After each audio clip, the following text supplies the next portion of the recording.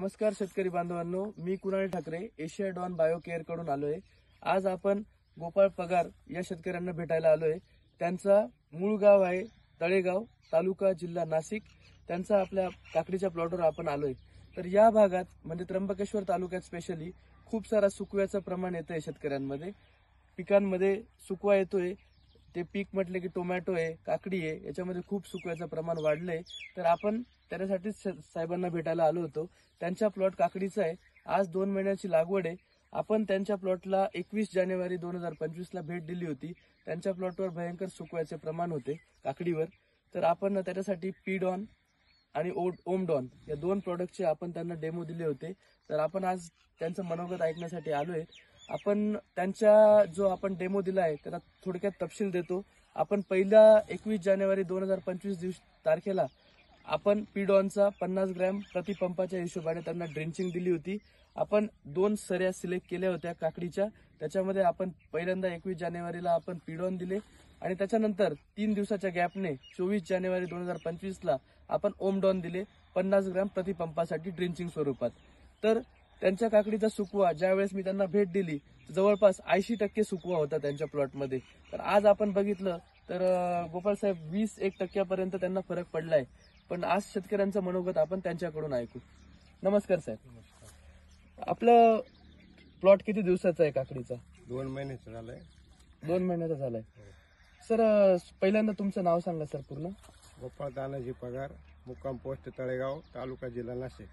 नमस्कार सर। तर सर तुमच्या काकडीला किंवा तुमच्या भागातच आम्ही जेवढा सर्वे केलाय तर प्रामुख्याने काय अडचणी येतात सर तुमच्या परिसरात? सुकव्याचं अडचण येते। हो, सुकवा कंट्रोल होत नाही। हे पहिल्यांदा हे पीडॉम सोडलं। सुकवा म्हणजे खालून मर सारखा प्रादुर्भाव होतो किंवा झाडाचा शेंडा थांबणं, म्हणजे काय काय वैशिष्ट्य दिसतात साहेब? शेंडा थांबणं, हो, मर रोग खालून मर येणे, हा, हो खालूनच मर रोग येतोय। हो, परत झाड पूर्णपणे सुकून सुकून जाते। जाते। परिणामी तुमच्या फुलांची संख्या कमी होत असेल आणि त्याचा परिणामी तुमच्या उत्पादनावर त्याचा फरक पडत असेल साहेब। तर याच्यासाठी मी तुम्हाला 21 तारखेला भेट दिली सर आपल्या एशिया डॉन बायोकेअर तर्फे। तर तुम्ही पहिल्यांदा आपण कसला डेमो दिला सर? मी पीडॉम दिलं, ते सोडलं। त्याच्यानंतर मग 3 दिवसांनी आपण ओमडॉम सोडलं।